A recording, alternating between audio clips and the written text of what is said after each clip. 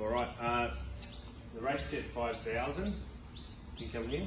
The Racejet 5000, when you've got a full-length toolbox on the driver's side, we usually go this setup because it's the most compact.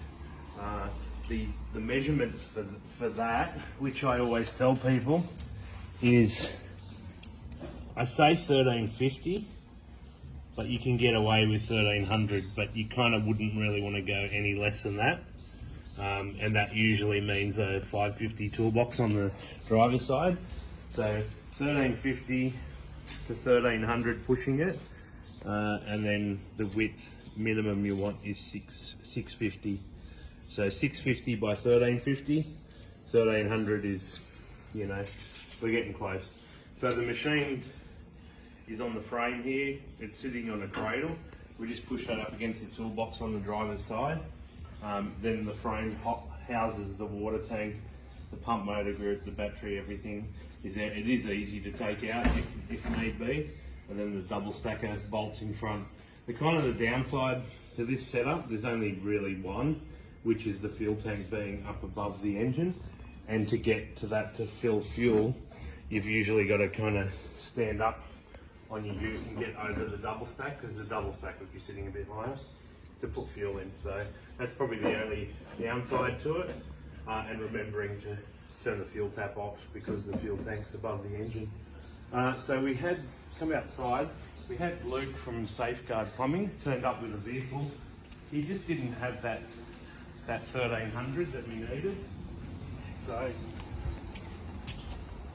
he had plenty of width. He had like 710 wide, so that wasn't a problem at all. So if we have a look at his vehicle, and we measure this, we're 710 wide, so there's no problem on the width there. And then on the depth to his toolbox, we've got 1240. So usually we need the 1300. So that would either mean moving the toolbox on the driver's side right to the edge. You can see he's got a bit of gap here.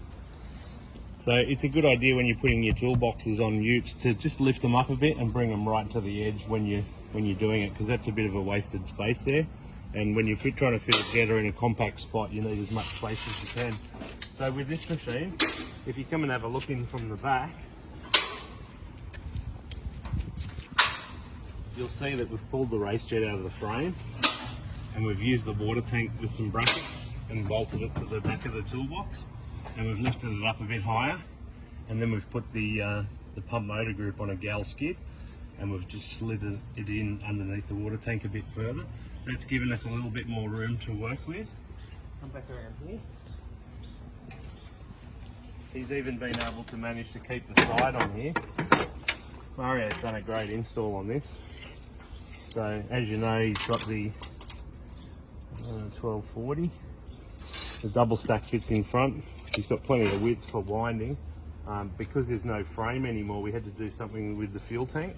So now he's not using the 11 litre fuel tank. We've put a 20 litre fuel tank in the toolbox here, and that's kind of up against the wall here, so it's not wasting too much space.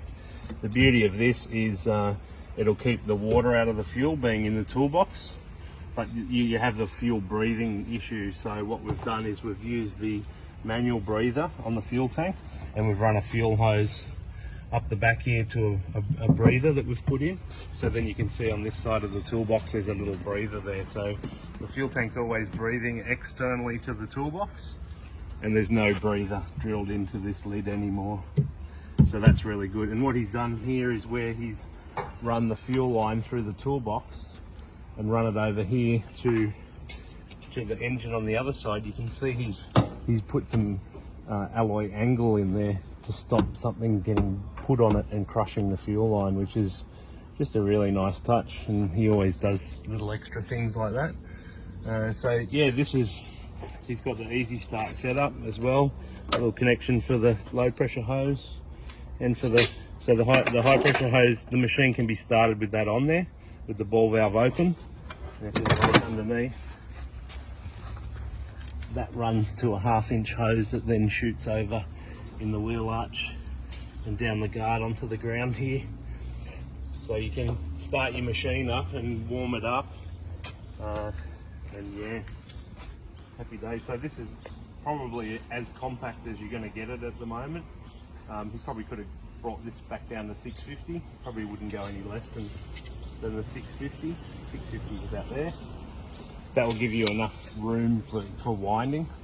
Some guys, they try and get away with 550 because they just think they measure that, but you've got to allow for reaching through for the oil filter, and you want to have enough room so that when you're winding, you're not rubbing your arm against the toolbox or something as well. So I think Luke will be really happy with this, and he's coming to pick it up shortly.